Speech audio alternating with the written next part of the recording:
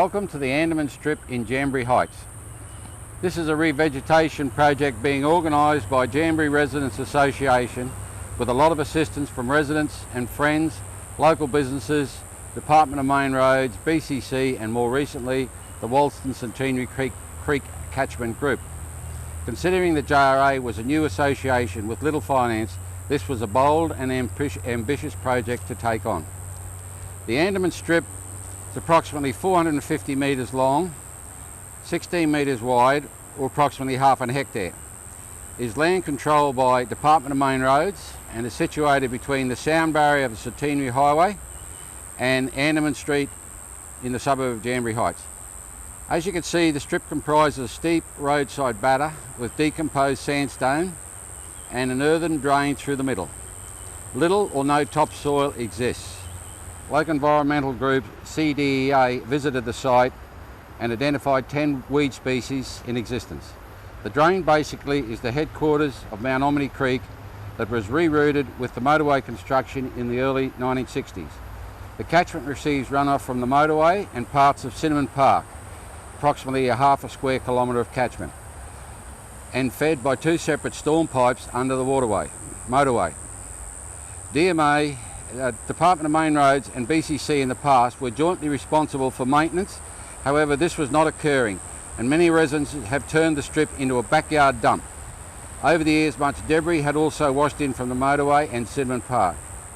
Anderman Street is used by many shoppers to gain 24-hour vehicle access to the rear entry of the recently expanded Mount Omni Shopping Centre.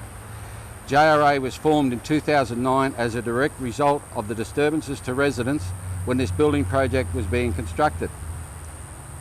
The executive decided that instead of being purely another lobbyist group, that we should embark on a project to get residents to participate in beautifying our suburb. As Jamboree Heights lacks parkland, we could turn this neglected and ugly Anderman Strip into a suburban feature for present and future residents and for the rat-running motorists to enjoy. JRA obtained permission from the Department of Main Roads to do this restoration work by adopting a 4-kilometre section of the Centenary Bikeway from the Jindalee Bridge to the Sumner Road under the Keep Australia Beautiful Adopt the Road scheme. This involves regular litter glass collections which are beneficial to cyclists and for keeping litter out of both the Jindalee and Mount Omni Creeks. Keep Australia Beautiful Queensland supply public liability for our volunteers and we are duty-bound to compile monthly progress reports. In June 2009, a crew of 60 local residents and parishioners from the Westside Church attended a working bee to remove tons of unwanted vegetation and litter. The local treeman Andrew from Centenary Tree Services mulched and returned this vegetation to the strip, and the BCC removed the solid waste to the dump. In December 2009, a similar sized crew commenced planting of flowering natives and the start of 100 clumping type Danellas that were donated by Greening Australia. Unfortunately, only a handful of these Danellas have survived, mainly due to being unsuitable for growth under existing overhead tree vegetation. After this setback, where to next? With the assistance of RoadTech, the maintenance section of Main Roads, a heavier tree cutback was done. Most of these trees were sick and dying, black wattles and Kadaji gums, which was a Class 3 pest species. Priority Garden Care landscape owners, Peter and Fran Bell, donated their expertise, time and supervision to give much needed advice and designed a planting schedule for us. The financial aspect of the project received a massive boost in 2011 when JRA's Land Care grant submission successfully won $4,500 worth of funding.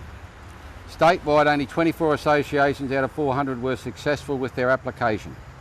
A key feature of our success was our proposition that the project could be trialled as an alternative method to traffic calming.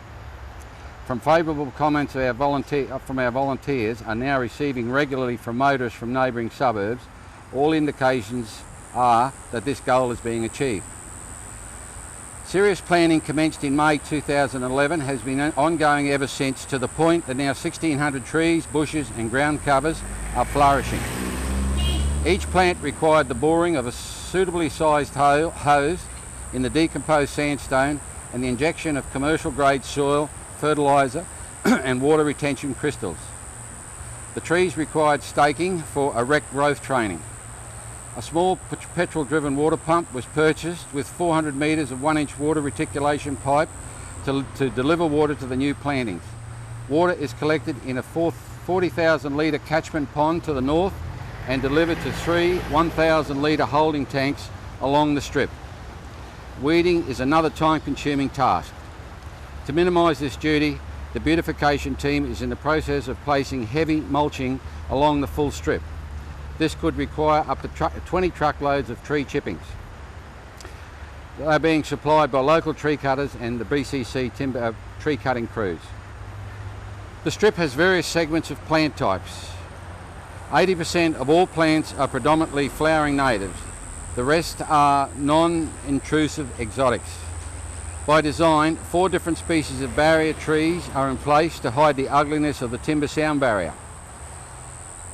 JRA joined forces with the Creek Catchment Group, Wolston and Centenary Catchment, to address the problem of soil erosion in the drain. Stone is placed along the sides of the drain and intermersed with suitable reed-type species. When these mature, they will slow down the water flow rate and protect the soil banks. Initially, indication in a 15-metre trial strip indicate that with careful planting, small plants are surviving storm runoff water velocities. All that remains is for this process to be repeated for another 200 metres of the drain. This work is tedious, and on present estimates it will take some 3 years to complete. Now in the rainforest area, which is down the northern end of the Anderman Strip, and an example of some of the barrier trees that we planted. These are the Citriadoras. We must have planted about 50 of these in the strip, and they are what we call a barrier tree because they low foliage. They grow to about 4 to 5 metres. They're lemon scented, so there's foliage from the top to the bottom. One of our biggest ongoing problems now we're established is weeding, and as you can see over there, Murray McLennan, one of the right-hand man for the project, is in the process of doing regular weeding. Where we can, we want to bark heavily, but this area here close to where the water runoff area mightn't be suitable to do that. This is an area that we've had the big assistance from the WAC group, mainly Sean Marler, that heads up that group, and what we're trying to achieve here, it's experimental stage and it looks like it's working, is to rock line the earthen banks and plant necessary reed type species in there, and looks like we've got about 4 or 5 different types in there. As these grow, they will slow the water down, it'll stop erosion from coming down the stream, and early indications after a heavy storm, things seem to be working. We are getting a little bit of silt still coming down, which we'll continue to remove. But that's mainly because we started from the bottom end instead of the top. We had reasons for doing that, and we're fairly confident that this silt movement will cease once the full project is finished. We think this might take, at our present rate of volunteers, blah blah blah, could take us up to 3 years to complete. The rainforest area, we couldn't completely bear the strip, so we've got to plant with what we've got here. Some native, some original free-growing species were kept, like the palm tree. We've since added quite a few other shorter, smaller palms which will grow, some lily-type plants. This is more a beautification strip, and we hope to have about 70 metres of this type of planting through the rainforest area. And as the years go on and these plants take off, we'll have to gently lower any trees that are not required any longer, and that will have to be done carefully so we don't damage what's underneath. Now the Gadaji tree is one of the worst species we can have. I've said before it's a class 3 pest. The reason it's a native of North Queensland, it's a eucalypt. But down here, if the native honeybees were to take this pollen back, it destroys their hives, and we're led to believe it'll do the same with normal bees anyway. It's identified by its, after about 6 or 8 feet, it goes to a green bark. It's very heavy timber. It's easy to fracture off in wind, and up North Queensland they call it the widowmaker because of that reason. To the north of the rainforest area, we've decided to put in a few fruit species, which a lot of people don't plant these days. We've got an orange, mandarin, lemon tree, Queensland nut tree, and also we've added some feature trees, not for their fruit bearing, but just bigger, colourful, non-exotic or exotic type trees to add some different colour into the strip.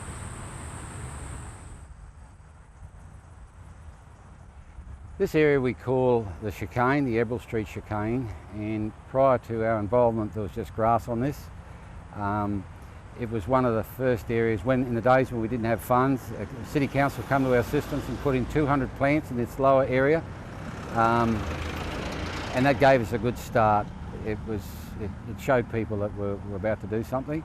There's mainly in there lily type plants, as I call them, birds of paradise. Since then we've added to the bank up here with different types of species, and as you can imagine these are only half grown at the moment, and when they are at full height they will really help block the barrier, the ugliness of the barrier. And further up the top is the last of our third water tanks, 1,000 litre water tanks. We pump this up with water. When it comes, if in a dry period we've got to water fully, it takes about 8,000 litres to water these 1,600 plants now. We just use the tanks as backup for people that come along and just use buckets. So a serious plant, we turn on our pump and we connect our hoses straight to the 1-inch PVC pipe that comes up here.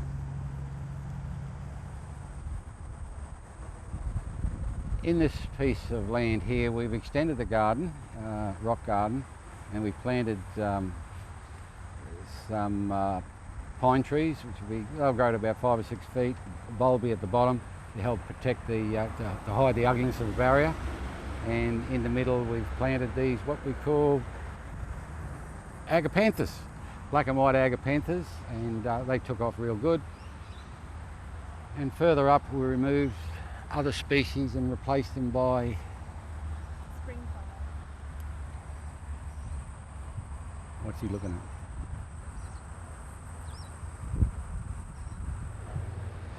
This area, nicknamed Bruce's Bank, one of our early committee people, was one of the first areas to be planted by natives. These are now 2 years and a few months old, and they're really taking off. And since then we've added the barrier trees again, about another 15 or 20, and we're hopeful that give or take a couple of years they'll be up near the top of that barrier, and it'll take that starkness away. We've also added on the top of the green wall there, which leads to the bikeway. We call it the southern entry to the bikeway off Anderman Street. We painted that, it was graffitied, and we've planted some grevilleas, creeping grevilleas on top, which will droop down over the wall, and I can see now that we've already got some starting to come into flower, and that'll be the first time they flower. Moving along here, there was 2 garden beds that were badly overgrown. We removed that stuff. There was some groundsel in there in actual fact, and we've replaced them with these, and the greener ones in the background are Thomasai, which is a New Zealand Christmas bush, and it seems to have the same bottle as the bottle brush, but it's a different type tree, but it's obviously an exotic. Below that you'll see a wet patch, which is seepage off the highway. It comes all the time, it never dries out, and we have a commitment from the council that will be dewatered and drained, and so that the residents will be able to walk along that side of the footpath to enjoy the path through the Anderman Strip. The Adopt the Road sign, after 12 months of being involved in Adopt the Road program, you're entitled to signage, and we've had this one in here to recognise our efforts, and we have one placed on either end of the 4-kilometre bikeway. We're always looking for volunteers. You don't have to be a member of JRA to be a volunteer, and being a member of JRA means you've got to live in the suburb. So if you live outside the suburb, enjoy what we're doing here, you can join. Cost you nothing to join. All we want is your labour. And a lot of the jobs are menial things like holding a hose, a bit of weeding, and of course if you're more physically inclined, there's hole boring to be done, because we've still got infill planning to do, and that will go for some years. We're hoping to see big progress here in 12 months, especially after this last rain we've had. We've noticed how natural rainfall definitely kicks plants on far better than hand watering.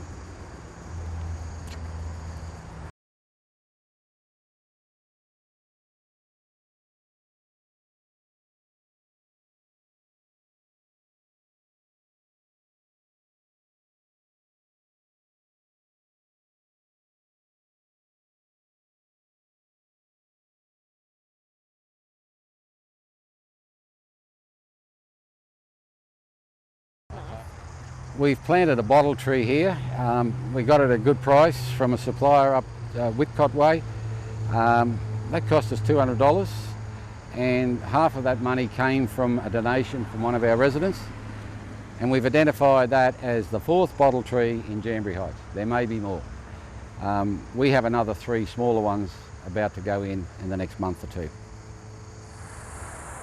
Here we are down at the northern end of the Anderman Strip, where the Anderman Strip or Anderman Street enters into the shopping centre, and the rock work we're seeing at the bottom is the direction from where our water's coming from into that collection pond, and also entering into that pond there is a 3-foot diameter pipe that drains stormwater from Jamboree Heights.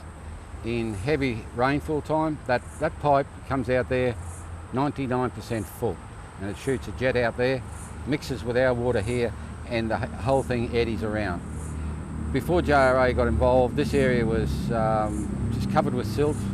We've exposed the original rock work. We've put up a temporary barrier to hold the garden edge back, of which we've mainly got lilies in there, and one day we'd like to see that rock line to make it more secure. We've planted, on the slope here, we've planted some natives in and barked them. What our main aim in the future, when we've finished our own project, we'll gladly help AMP or Mount Omni Shopping Centre to do something about this area beyond they call the wetlands. We've identified many weed species, trees in there, and bushes and reeds, and we're hoping it's become a dump area for vandals chucking in trolleys and whatnot, and we're going to work very closely with the WAC and hopefully Mount Omni Shopping Centre to revegetate this area, to make the back entry as good an entry to their shopping centre as the front entry. We'll live in hope on that one.